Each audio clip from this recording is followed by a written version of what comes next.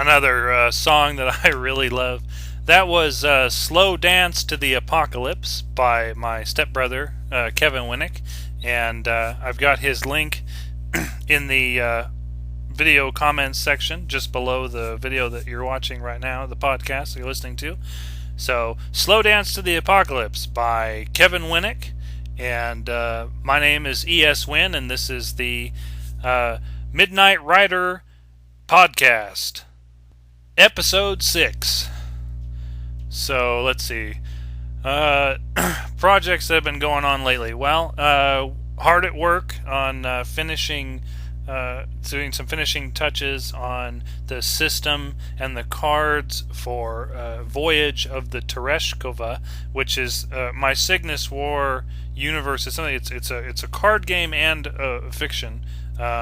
10,000 words of original fiction from the Cygnus War universe. Cygnus War is my best-selling series so far, and the Voyage of the Tereshkova currently, well, it takes place about 18, 19 years after the Cygnus War.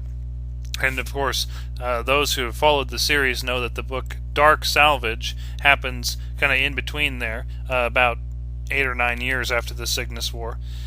So anyway, Voyage of the Tereshkova happens about 18 or 19 years after the Cygnus War, involves some of the same characters, a lot of the same characters, sort of brings them back together, a few of them, and introduces a few new ones, like Tessa Eisenherz, one of the main characters, her daughter Nemea. So that's cool. Anyway, that project originally was going to be a series of short books, short sort of what I call lightning novels. But then I started working on a card game, and I thought, no, I'll make it a card game. And I thought, well, what about the fiction? So what I ultimately ended up doing was sort of drawing up a concept for a thing that's 10,000 words of fiction to sort of ground you in the universe, and then the card game, which can be played solitaire or can be played with up to any number of players. It's actually totally modular that way. You can either play it by yourself or play it with any number of friends or family. That's all included into the same product as well. So I'm pretty stoked about it, and it got accepted in Kickstarter too. It's my first Kickstarter project. It's almost 15% funded already, and it still has, I think, 26 days left. So I'm going to put the link to that one in the video comments section as well. So check that out, and if you feel so inclined, stop by and give it some backing. Any amount is cool. Any amount is great to pledge, but help me get this project off the ground. And it's sort of the way Kickstarter works. If you're not familiar with Kickstarter, that you sort of pledge to put a certain amount of money in, and there are rewards for different levels. And once the project runs out of time, as it were, because right now, like I said, it's 26 days left to raise funding. When that 26 days is up, they contact you. They take the money that you've pledged out of your account, but they don't take it out beforehand. So if you pledge a certain amount to the project and the project doesn't get enough money to be fully funded, you don't have to pay anything. You don't get any reward, but you don't have to pay anything. So it's sort of like you don't get screwed is the main thing that's cool about it. But the goal on this one is really low. It's for most of the projects I've seen on Kickstarter, it's really low. It's $2,000, of which I currently have 280 raised, which is pretty cool. I'm pretty proud about that. And different reward levels. Here, I'll go over those real quick. I'll tell you some of the different reward levels that are being offered for the Kickstarter. I'm pretty proud of here. So if you pledge $10 or more, pledge to back the project with 10 or more dollars. Currently, there's 3 people who have done that, which is pretty awesome. I misspoke earlier. We currently have raised 240, not 280. $240 towards our 2,000, or $240 towards my $2,000 goal, and of which there have been 3 backers at $10 or more. A pledge of $10 will get you a PDF print and play copy of the game, which is pretty cool. So you'll get a PDF of the game and the fiction that goes with it, and you can print it at low cost from your home, in black and white if you want, and that way you don't have to, because when the game is done and it's totally finished and it's out there, it's for talking full color, book and cards. That's quite a bit of material being put into it. It's not going to be cheap, but you can always, if you're interested in playing it, you don't really care about the graphics, that $10 or more level is probably just about perfect for you. At the $25 level, you get the PDF print and play copy of the game, plus also your name in the special thanks section of the final product, which is pretty cool. You can point in there and show your friends, say, hey, look, there's my name. I helped fund this project, and all the people who buy the game in its final form after the Kickstarter's finished will see your name in there and go, hey, look at all these people who really supported the project. And at the $50 or more level, you actually get a physical copy of the game, plus also your name in the special thanks section of the final product. So I'm actually going to be mailing out physical copies of the game to people. So we've got 4 people already backing at that level, so that's pretty cool. So I'll be able to make a bulk order for the parts and whatnot, and that'll be cool. Anyway, the $100 level, you get a signed physical copy of the card game, mention in the special thanks section, and get this, your inclusion as a playable character in the card game. So not only are you getting a physical copy of the game, it's signed by me, before I send it off to you. You also get mentioned in the special thanks section, and I am going to make a character card that everybody will see who plays this game that has you on it. Pretty cool, huh? I already got one guy who's interested in that, so that's pretty cool. And there's only 20 of those. I'm only doing 20 of those because more than that, and the game would have a ridiculous amount of characters and it would drive up the cost of production and whatnot. But only 20 of those. But for $100, you can have your own character in the game with your face on it. You can brag to your friends, which is pretty cool. At the $500 level, not only do you get a signed physical copy of the game and mention in the special thanks section, you also get signed paperback copies of the books which are set in the same universe as Voyage of the Tereshkova. This includes the omnibus edition of the Cygnus War, and also the book Minerva and the book Dark Salvage. So you'll get all that material, a ton of reading material, and it's all signed. It's all signed, which is going to be cool too. So anyway, so that's pretty cool. So that got that Kickstarter up and running, and it's got a few backers. It's like I said, the link is in the video section. It's for those who can't figure that out or who want to get it in the audio version. That's www.kickstarter.com/708644633/voyage-of-the-Tereshkova, and Tereshkova is spelled Tereshkova. So I'm pretty proud of that project. That's out there, and so take a look at that. Tell me what you think. You can even tell me what you think on the comments section of this podcast. Yeah, I'd love to hear what you think and your opinion. So anyway, working on that lately, and keeping busy. Other than that, I've got a number of things coming up in my life that I've been working on, which have been keeping me busy. I've had a chance to work with some really like look over and check out and sort of marvel at some really amazing older books lately, which is cool. A friend of mine showed me a crate of about 30 books, very old books. I think the one that really stuck out to me, though, the one I just can't stop talking about to my friends and family, was a leather-bound copy of Dante's Inferno, and we're talking like big, like oversized book, and complete with the illustrations on the inside and everything. And I don't remember the exact year on it, but wow, that was an amazing book, and it smelled amazing. People talk about book smell, and I have never smelled a book that smelled quite like that book. That book had an incredible smell. Absolutely incredible. So I've had a chance, like I said, to sort of paw through about 30 of these books, some of them from like the 1800s, which I don't know if you've ever had a chance to sort of flip through the pages on a book that's 100 years older than you are, but let me tell you, it is an experience. So that was pretty cool. Also putting in or playing around in my own little container garden and whatnot. Here's an interesting tidbit. So I was told many times over many years that it is impossible to grow avocados from a pit, but figuring, well, I'll give it a try anyway. I did the toothpick method. You may have seen that, where you take an avocado pit. It's the method that's recommended by any sort of online tutorial. If you look up, you go to Google and you type in something like, olive, or I keep saying olive, avocado, growing an avocado tree from the seed.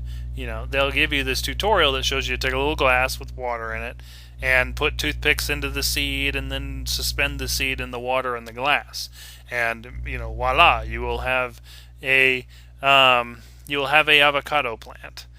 But I have found that doesn't always work. I had 10 that I tried to grow in glass and water indoors like that, and only one actually sprouted. And I still have it. It's still alive. It's in the yard, and it did this really strange thing where after I put it in the ground, it grew about 4 feet, and then just kind of made this little head of leaves, and it hasn't gotten any taller. It's a little strange, but anyway, after this experience, I figured, well, maybe you just can't grow avocado seeds. So I threw a bunch of. We have a compost pile, and I sort of till up the yard and work the organic, bio stuff from like leftovers from food and whatnot. If it's not too salty, like we eat a lot of fruit around here. I eat a lot of fruit, and orange peels, lemon peels, these sorts of things, avocado rinds. Rice that's left over that didn't get eaten before it had a chance to mold, these kind of things, sort of work them into the soil. Like I'll dig a big hole and then I'll do layers, dirt, cow manure from my mom's farm, biomatter from the kitchen, more dirt, and sort of move these, dig up different sections of the yard to create this sort of mulch, and the plants love it. They absolutely love it. And anyway, so in this biological mulch, I threw a couple of avocado pits, figuring, well, they won't come up. They're extremely finicky and they won't come up. Well, turns out that it's just dark enough in my yard with the big oak tree over the head, and just wet enough with how spongy the soil is, that I had 5 avocado trees come up. 5 come up from pits, and there were just too many. The area that I was trying to grow them in, they were all too tight together. So I decided, well, it's time to take some of them out of the ground and put them in pots. And I figured, usually when I grow things from seed in my backyard, once they're in the ground, they're not very happy. They don't get enough sun. The soil's good. They really get going, but then as the sun patterns change and the days start getting shorter, they usually die because they're not getting enough light. So one of the things I've gotten around to is started doing is, when I think that a plant definitely needs more sunlight, I'll pull it out, put it in a pot. I have these shelves out there. I'll put them up on a shelf, and so I had too many avocados in one area, so I thought, well, I'll take a couple of these little trees out and I'll put them in pots, and we'll see what happens. I'll put them up in the sun. They'll get lots of sun. They'll be happy. They'll be healthy. Nope. Turns out avocado trees can actually get too much sun, and I almost killed the 2 that I took out of the ground by giving them too much sun. and it's the weirdest thing ever. But I ended up having to bring them indoors and more or less hide them away from the sun in places where they only get a little bit of ambient light from the lamps, and that's it. That's all the light they get. And the leaves went from being totally flat against the plant, just limp, to coming back to life and happy again. So there's something interesting for you. Avocado plants can get too much sun.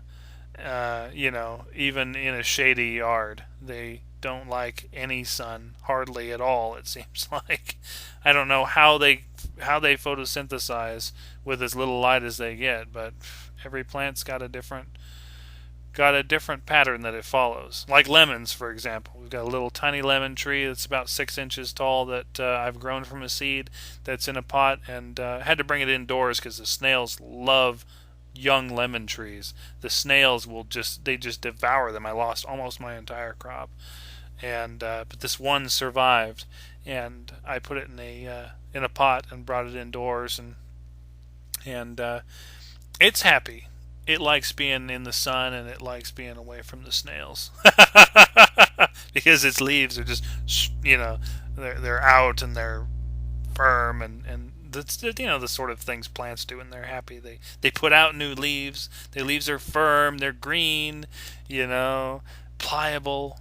Anyway, so not to bore anyone with my gardening, but that's one of my main hobbies is growing fruit trees and fruiting plants, because I find them to be so awesome. I mean, how awesome is it that there are, in a sense, organisms that their sole purpose is to grow and produce edibles, and they, all that they require is a little bit of, attention, just a little bit of water, here and there, a little bit of sun. That's all they require, a little bit of land, and they reward you with free food that's tasty and healthy for you.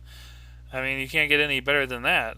That's like it's a gift, and so that's one of the reasons why I really like them. I started expanding my container garden. We don't have a lot of ground space, and so I've had to sort of adapt by putting in a lot of things in containers, and we're putting the tomatoes in. It's just warm enough here in California now that young tomatoes can go in and start growing, and habaneros too, all kinds of things in little containers, so that's pretty cool. So, alright, well, let's see, what else is there to talk about other than that? Interesting things to put out there into the podcast. Oh, here you go. Something amazing happened the other day, so this is pretty cool.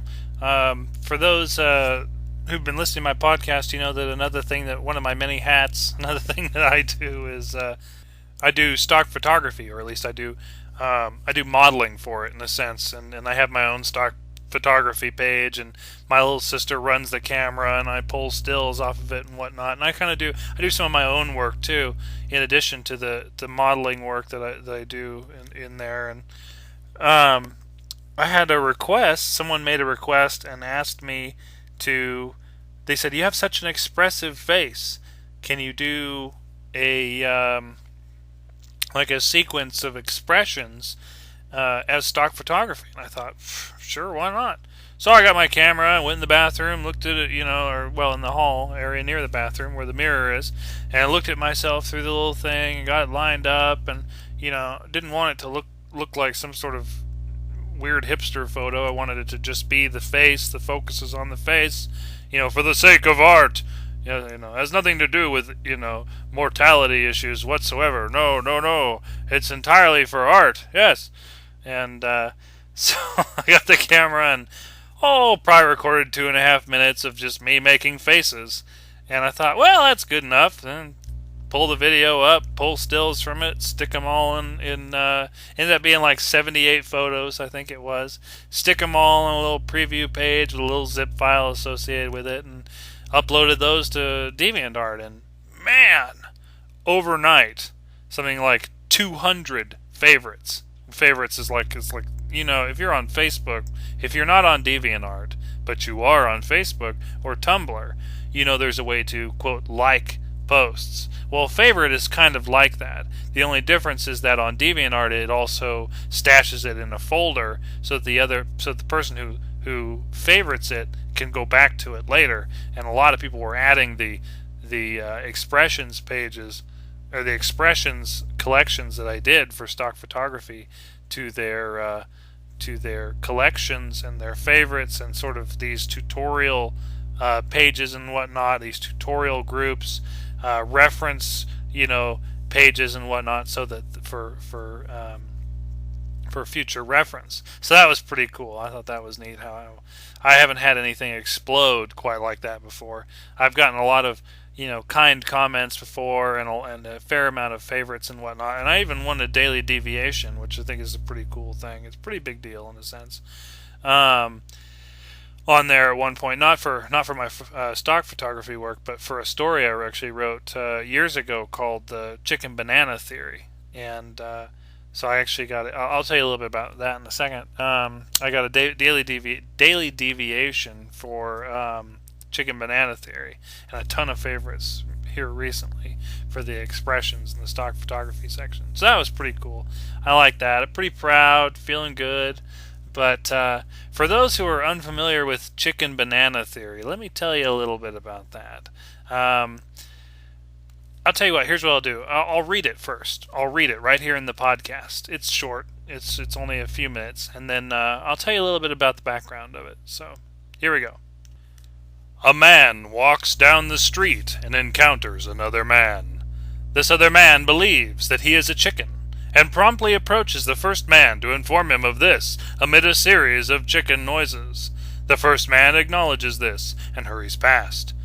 Later, the first man is walking back along this same path and encounters the same man, though this time the other man no longer believes that he is a chicken, but rather a banana. This is an illogical transition. One cannot logically explain it by tracking the events that led to this mental transfiguration from chicken to banana.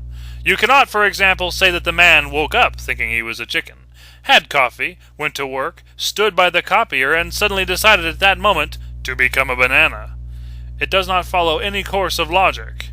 It is the realm of insanity. Consider then the deeper reasons for transition from chicken to banana. Did the man first believe he was a chicken to fulfill some need, then change his stance to banana as a fear response? Perhaps by embracing his status as chicken, he realized he was accepting some level of commitment to a new species, and chose to be a banana to escape said commitment. Perhaps this is not the first time he has believed he was a banana, and after experiencing life as a chicken for a short term, he feels the need to return to his native stance of banana, the decision either motivated by weighing the benefits, or in response to fear stemming from his decision to become a chicken. Or perhaps the insanity runs deeper. Perhaps the man simply changed his mental stance from chicken to banana for a subconscious reason. Possibly a self-destructive reason, or even for no reason at all. Perhaps the man went from chicken to banana on a whim, feeling as if he were more in tune with the part of his mind that identifies with banana than that which identifies with chicken.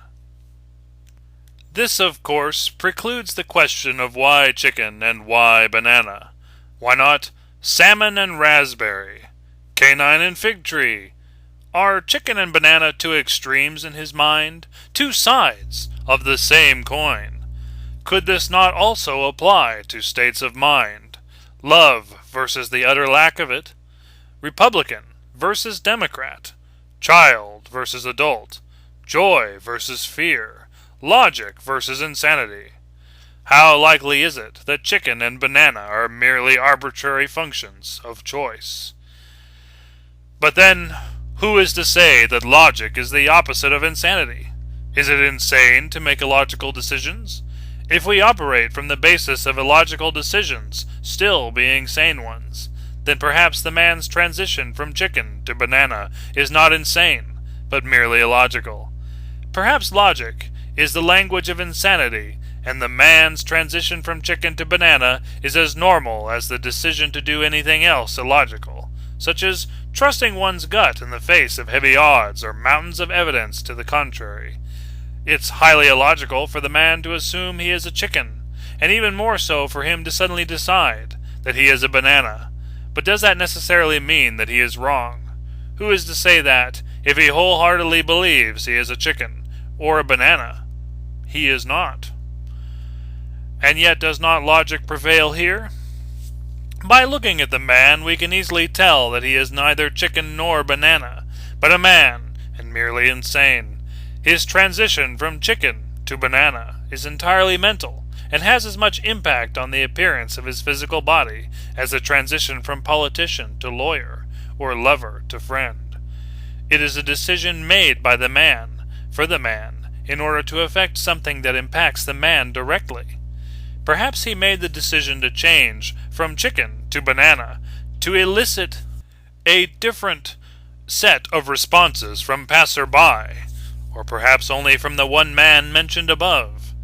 Perhaps he claimed he was a chicken first, thinking it was the more believable thing to claim, or to get something in return, and became banana later because the first man's response frightened him. Perhaps if the first man claimed, "I'm a chicken too," the second man would go along with it until he decided he was a banana, at which point the argument might surface along the lines of, "But I thought you were a chicken like me," to which the insane man might respond, "No, I've always been a banana. I just told you I was a chicken because I didn't want to hurt your feelings. I'm not ready to be a chicken. I have to be a banana for a while first. Isn't it normal for someone our age to want to be a banana? But don't worry, you make a great chicken. I'm sure you'll be able to find other chickens to hang with. I'll keep you in mind if I ever decide to be a chicken again." So I wrote this back in, I think, 2006, which seems like an eternity ago. But yeah, after I had broken up with my first real serious girlfriend, and the sort of impetus for it, the concept behind the chicken banana theory was, I was one of the biggest problems that I had with that particular breakup was that it happened really suddenly, and there was no real explanation as to why. She just wasn't interested, and that was really strange after the amount of time we've been together. For her to just suddenly flip like that, it seemed strange. And being my first real serious relationship, I couldn't let it go. I had this weird idea at that age that the problem with relationships, the only reason why divorce happened is because people weren't willing to talk or whatever, and I think communication is a major part of every relationship and keeping relationships going. But I don't think now, when I look at the things now, I don't think that it's as simple as that. I don't think it's just a matter of, if you talk, you will be that couple who's been married for 80 years. Because people change. And, and they might be a chicken one year, and then the next year they might be a banana. But, and that's sort of the idea behind it. And I was having a hard time sort of coming to grips with that concept at that age. And I remember talking to people about it, sort of reaching out to my relatives, especially my male relatives, and saying, "Hey, I don't understand what's going on. What did I do wrong?" They're like, "Dude, you didn't do anything wrong. That's just the way these things go sometimes." But, the one person who helped me out, I think, the most at that point in time was my Uncle Dave. And he's a cool guy. He's an awesome guy. He's got 3 kids, beautiful wife, great house, great job. And he even with all that, he's always had this sort of, I don't know, it seems like depression kind of that he's dealt with, but not as far as I know, not serious, not really serious, but sort of ever present. And he was a good person to talk to during this period, and I've battled with depression quite a bit in my life too, so it was kind of neat talking with him about that as well. And he was, when we were talking about it and I was trying to understand all this, he was the one who initially used the comparison of chicken and banana, the sudden switch, and it was just like, I think the mention of chicken and banana, a man claiming he's a chicken and then suddenly claiming he's a banana and it not being rational. The conversation was literally about that long, just about 10 seconds worth of conversation about it, but it stuck in my mind, and it really helped me get through sort of the stuff that I was going through at that time, and struck me as such a, I don't know, such a like an important thing that or such a wise concept, in a sense, that to get me through the stuff that I was going through, that I decided I had to sort of write something about it. I sort of had to explore it through writing and share it with the world, in a sense. And so I wrote Chicken Banana Theory along those lines. And it's funny, when you think about it, that these sorts of transcendental, I guess you could say, moments where someone gives you a piece of wisdom, and you can't help but be impressed by it, or like have it change your life.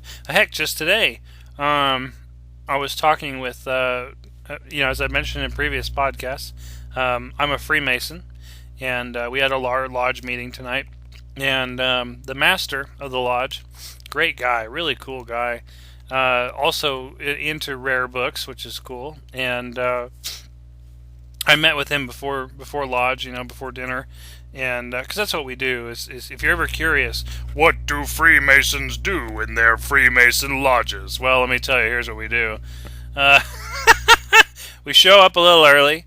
We usually have some dinner that's cooked by some volunteer within the lodge. Like today, it was our senior warden who cooked the meal. He made spaghetti and garlic bread. The garlic bread was awesome. Spaghetti, salad was pretty good. He had like some sort of Italian salad with egg sauce of some kind or another. It was a little strange, but I don't much care for egg things. But anyway, so we go in, we sit down, we have dinner together, all of us guys, and in my lodge there's anywhere from 20 to 40 people who get together for dinner, and we have a guest speaker who comes up, and our guest speaker this week was a guy who does blood spatter analysis, does forensics work for the sheriff's department. You know what I mean? Relatively tame. And then about 8 o'clock, we put away the dishes and help each other clean up the lodge, and then we go into the lodge room and we sit down and basically have what amounts to a business meeting about how we're going to spend the money that the lodge has, that it gets from donations and member dues and investments. We got a really great guy running who's the treasurer of the lodge, and sort of the extra money that we don't need to run the lodge goes towards a lot of charities, specifically and mostly educational charities, which is pretty cool. But anyway, back to what I was saying. So I go into the lodge room itself, the room where the actual meeting's done, not where we eat, which is a separate area, and to talk with the master, just sort of. And when I say the master, that's literally his position. It's like saying CEO. He's not my master. I'm not Frankenstein, or anything like that. But the master of the lodge it's an elected position. You get a 1-year term as master when you're elected, with the exception of if there's like nobody to step up the next time, you can be re-elected any number of times. I think Mike, who's our current master, has served as master probably 6 times, 6 different years, not all in once, but a couple years in a row each time. Anyway, I'll just call him Mike because I don't know.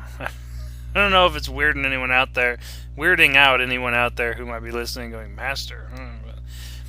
I meet with Mike because he's a friend of mine. He's cool. He's one of the guys that, I approached and talked to when I was considering joining Freemasonry, when I was just curious about it. And sort of like, hey, how's it going? The usual, shooting the shit, that kind of thing, and talking about future events and future positions in the lodge and different things like that he might need help with in the future. Little like, might need someone to mail letters, and condolences cards to the widows of guys have passed on because they're old or whatever, and stuff like that. And these sorts of things that, you talk about with an organization, especially a charitable organization.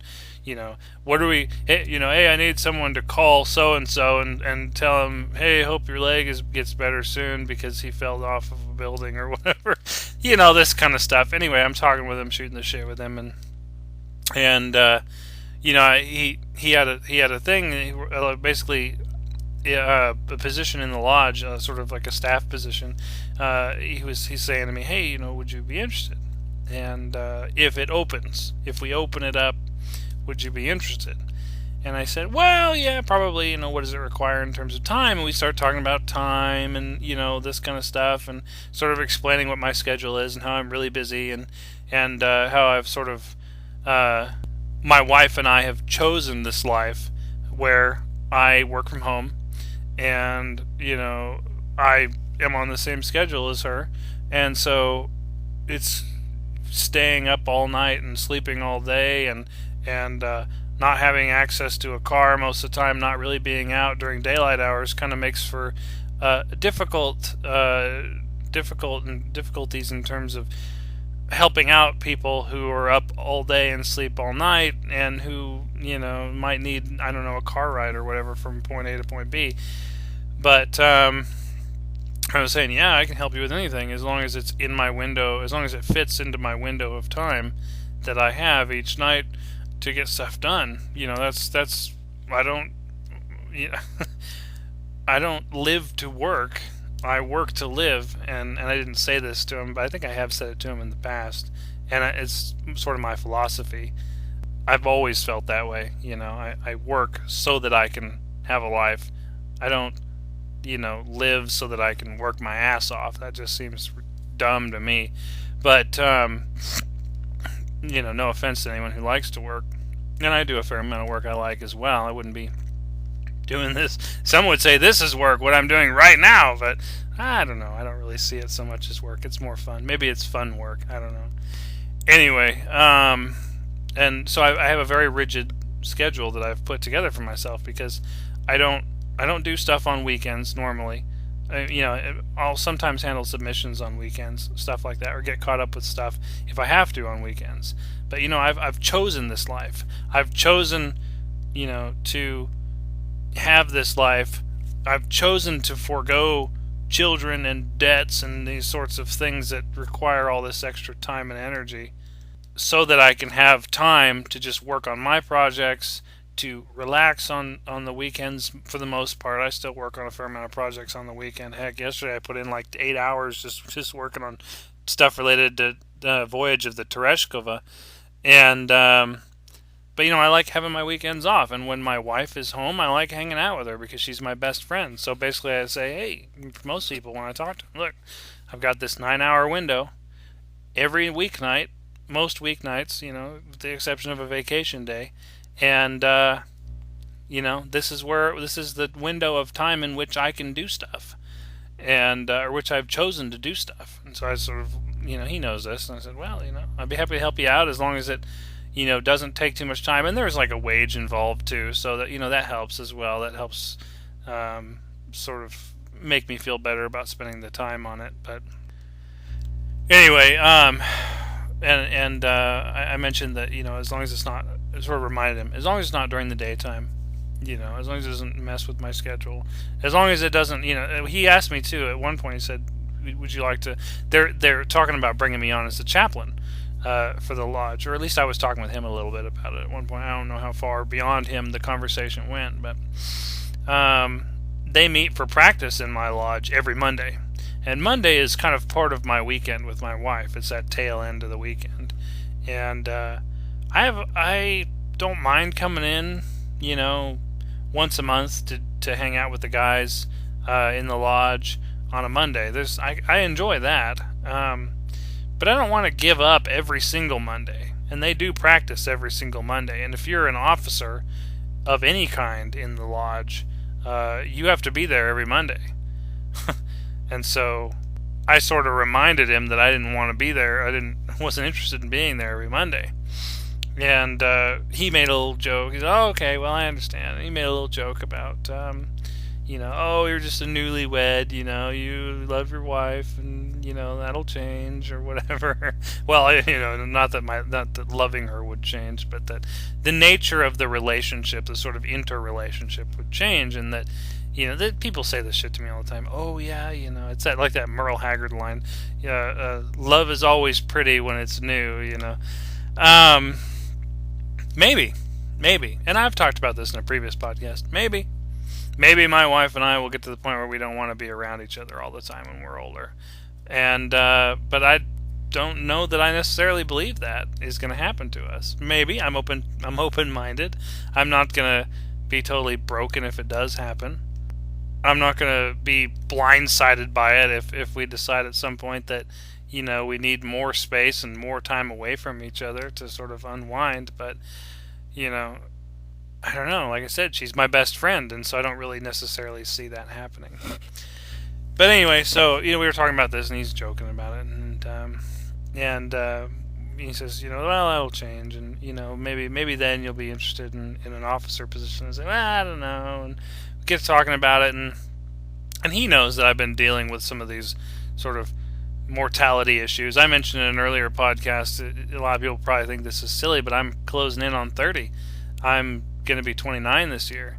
And while there are plenty of other people like, oh yeah, 30 is no big deal, I feel like, a huge chunk of my life is behind me now. And it's kind of scary and terrifying in its own way. Here I am, about to turn 30, about to be an old man. I'm about to be real old, Sonny, and then I'll be one of those wise old guys with the white hair and the cane who's just kind of moving along real slow, and I know it's silly in its own right, but anyway, mortality issues stemming from age, and I keep missing the wisdom. Basically the wisdom was, he says to me, here's the way I've always looked at it. We all are walking down a street, he says. We're going from point A to point B. And say you want to walk downtown. That's the idea. You want to walk downtown, and you're going to walk down J Street, for example. And while you're on J Street, people might, there are people in your life, in a sense, if your life is this walk towards downtown, people will walk with you for a while on J Street. But after a while, you'll reach an intersection, and they'll have to turn, and you won't, or you'll have to turn, and they won't. And is it necessarily right to I don't know, get mad at them if they if they go a different direction than you do, or to, I don't know, feel really hurt or a real sense of loss because they decide to walk or they need to walk down a different road than you. You don't get mad about it when somebody's walking to their own destination. You're just kind of thankful that you got to walk and talk with them for a while on your way to your destination, and they turned off on another road, and maybe at some point in the future they'll get done with whatever they're doing down that road, and they'll come back down another road and meet up with you and talk with you again.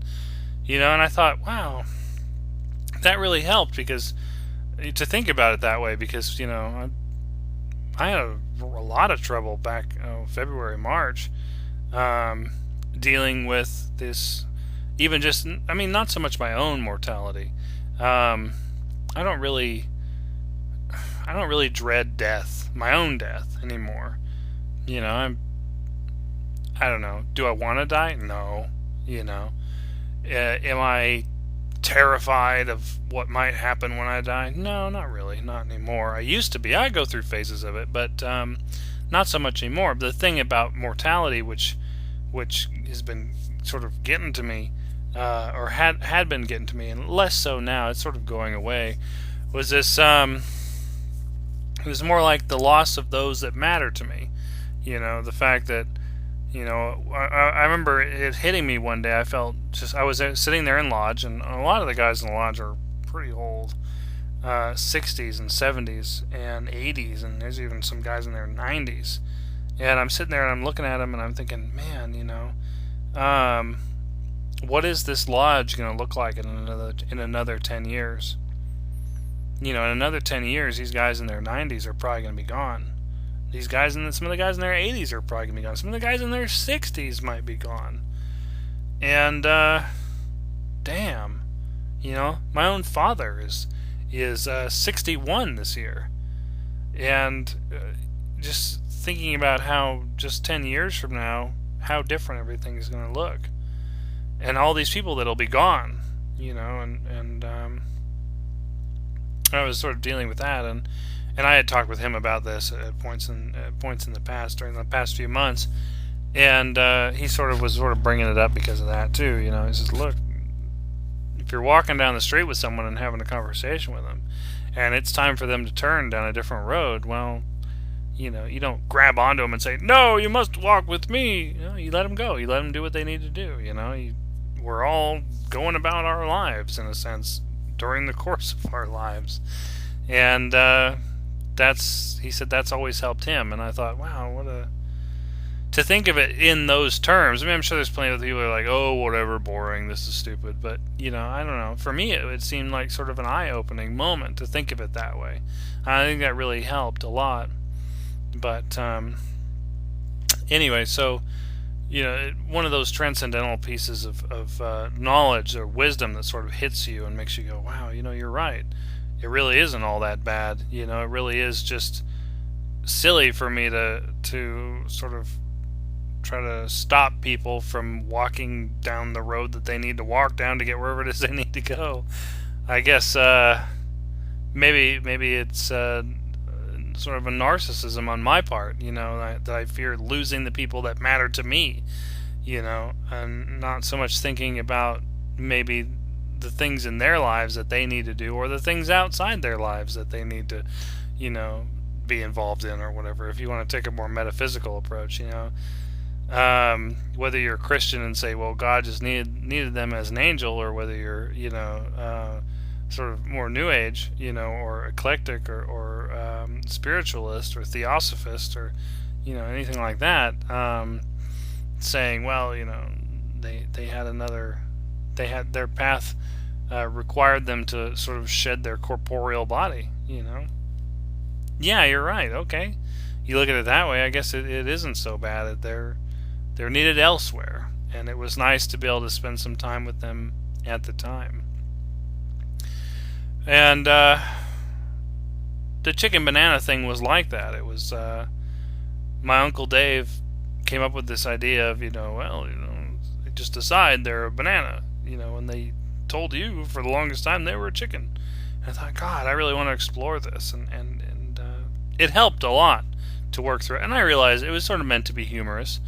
I was crying the whole time I wrote it, but it was meant to be humorous, which is kind of funny to me. But I wrote a sequel to it later.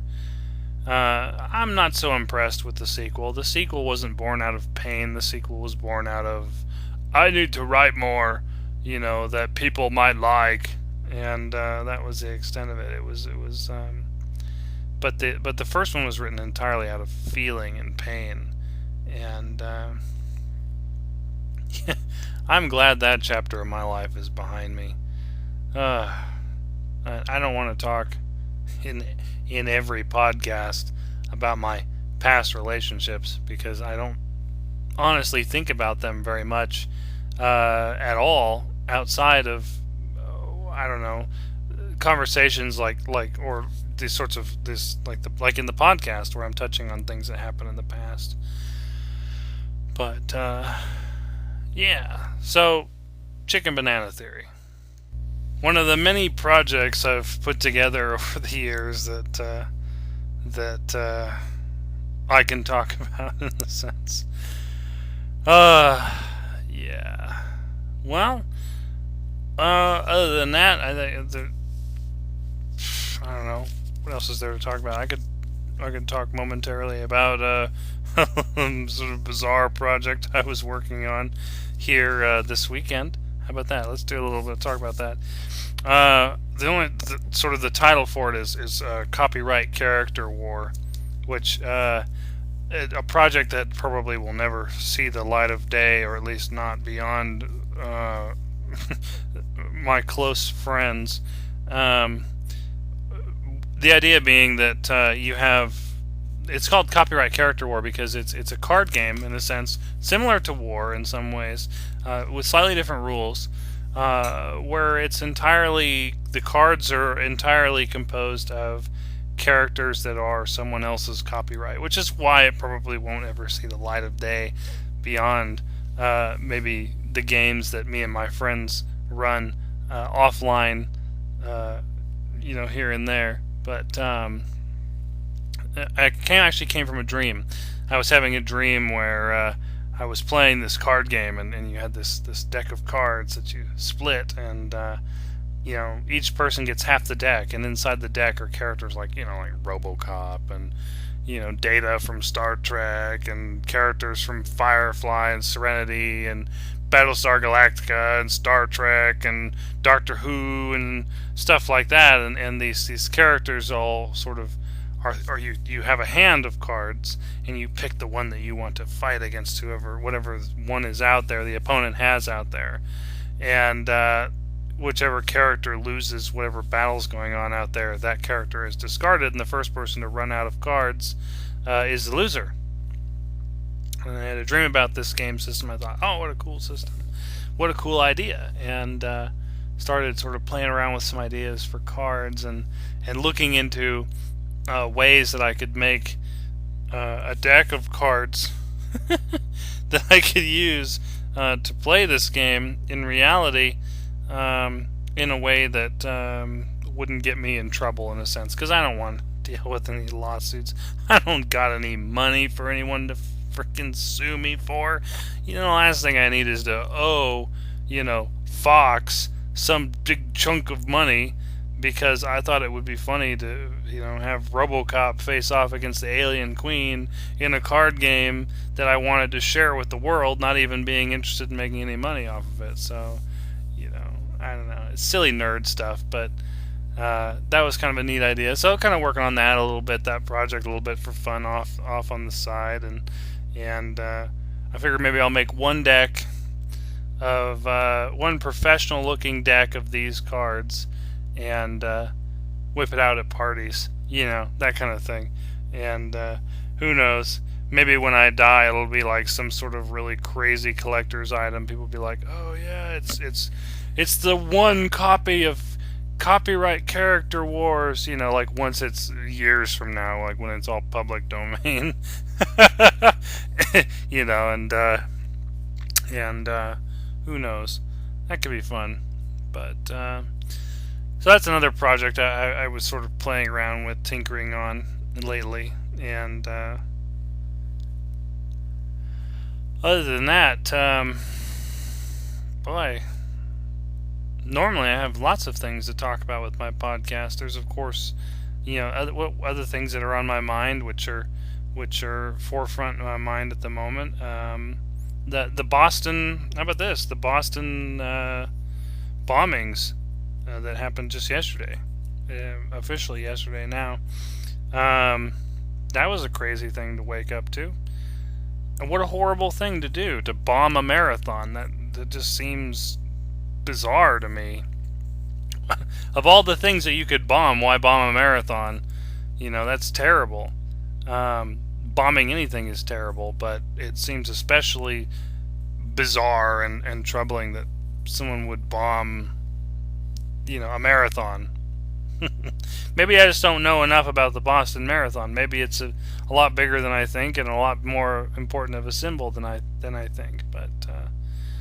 But the idea of bombing a marathon just seems kind of silly to me. It seems really silly and sick and sadistic.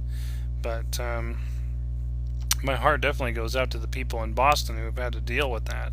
And I hope they find out real quick who did it and why, and they can, put him behind bars or lynch him or whatever it needs to be done. I remember hearing a report that they said something about it potentially being an Iranian national. My first thought was, oh boy, here comes the next war, or a Saudi national. That's what it was, a Saudi national. thinking, wow, that's all we need. Another excuse to go blow up more brown people in Middle Eastern countries. God. And that just might be my own extensively liberal side showing there, but I tell you what, I am tired of wars, and I'm tired of saber rattling and all this other crazy crap, like North Korea. You know, everyone's like, oh, North Korea. Yeah, you know what? I don't see a threat. I don't think North Korea is even slightly a threat. I think that I saw a great joke online a few days ago that sort of perfectly epitomized the way I feel about North Korea. And the joke was, why did the chicken cross the road? And the answer is, because even North Korea's longest range ordnance couldn't reach the other side. And that's about right in my experience. I think Japan has something to worry about. I think South Korea has something to worry about. But I don't think America has anything to worry about from North Korea. I think North Korea is just rattling their saber so that they can get attention or whatever, which is silly. But well, we all have our things to keep us busy, I suppose. But anyway, maybe it's the little son's way of trying to live up to Daddy's legacy. He's gonna rattle the saber. He's gonna make it look like he hasn't given up. Whatever. And then, of course, with the Boston thing, there's also a lot of people saying, well, yeah, people died in Boston. Was it 3 people died in Boston today, but 30 people died when an American bomb dropped on an Iraqi wedding today too. Yeah, and I think that is the greater tragedy. Yeah, 30 people definitely is much greater of a tragedy than 3 people. But both events are tragic, and it's sad, and all this death, My heart goes out to the people at the wedding as well, and because that's about all I can really do at the moment is just sort of do my equivalent of praying for the people, and just hope that nothing more terrible happens. I think if it had been, if the bombing had been in Sacramento, I'd be at the blood bank donating blood to the cause right away. But not a lot I can do being on the opposite coast from Boston. And I'm sure that people will post something in the video comments like, well, you could donate to this charity or that charity. I do quite a bit of shopping at Goodwill, and I always round up to the nearest dollar and donate the rest to the charity programs there. And I'm not saying that I would never donate to any other charity, but I'd have to do a lot of research when I have money. When I have money, I'll have to do research to find out what charities are worth donating to, because I've read a lot of stuff over the years about different charities, only donating some ridiculously infinitesimal amount of money that they bring in to the actual causes that they're claiming to support. And I don't know. I'd rather take the money directly to the people in need if that's the case, when I have it. Right now I'm still relatively the definition of the starving artist, and starving artists don't have a lot of money, don't have a lot of free cash to toss around towards others who are also in need. So, but that may change. I mean, I plan to become a millionaire, and when I do become a millionaire, if that's in the cards, then you bet your buttons I'll be putting a lot of money out there. Early Rockefeller style. Early Rockefeller, not like these guys that are out there today, but the old man Rockefeller, and his kids, I think it was, who had universities and libraries built all over the U.S. I'd like to do that. I hear in some cases they stuck the educational institutions with the bill for the buildings for the schools. That's screwed up. I wouldn't do that. But I wouldn't mind trying to make a positive difference around the world with some of the money that I had, that I might bring in the future. So I like the idea of making a positive difference. One of the things I do to try to make a positive difference right here at home is I try to encourage people to grow more plants that have edible components, or fruiting plants, fruiting trees. I raise up lots of trees from seeds to the point where they're just about ready to fruit, and then I give them to people for free. Here, put this in your yard. It will make you healthy food that you can eat. And that's one of my ways to try to make the world a better place. Convince people to grow food. Here, it's easy. Put the tree in your yard, water it, it will make you fruit. Eat the fruit, it's good for you. Man, that is a hard thing to drill into people's heads sometimes. It's so simple. And yet, so many people go, well, I don't have time to water it, or I don't have a green thumb. You do have time to water it, dude.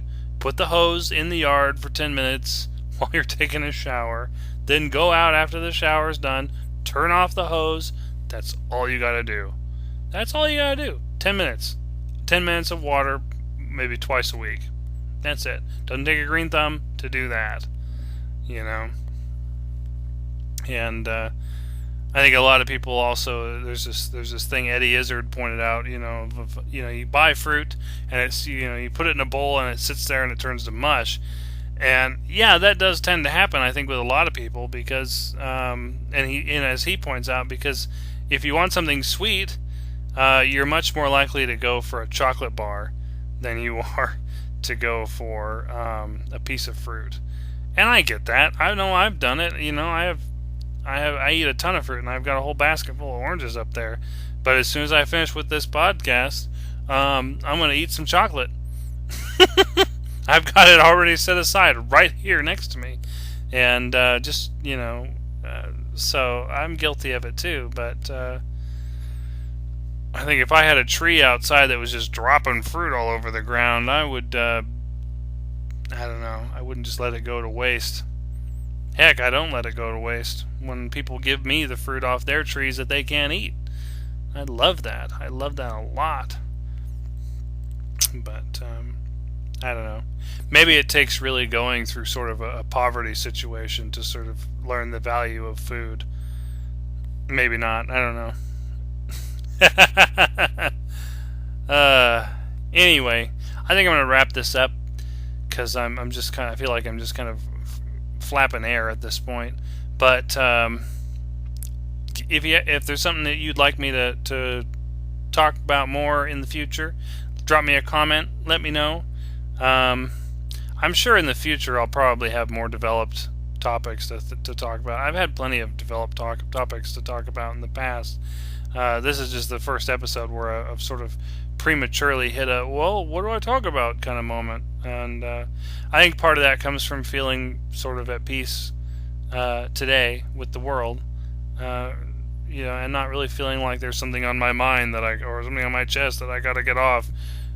Which was sort of the impetus behind a number of these episodes in the beginning, sort of cleansing in a sense, but feeling kind of clean at the moment. But I'm always interested in talking about different things, and maybe what I'll do is I'll sit down with a pad of paper and brainstorm up some topics. But I think in the meantime, I'm gonna call it a night and sort of get back to work and work on some of my projects outside of the audio work. Put some more time in on Voyage of the Tereshkova, get that ready to launch by May, and check out the Kickstarter for that. And that'll do it. So have a wonderful day or evening wherever you are. I hope you're having a great time, having a lot of fun. Aloha, goodbye, auf Wiedersehen, or as my old Swedish friend used to say as a joke, auf Wienerschnitzel. And catch me next time on episode 7. So, Alrighty.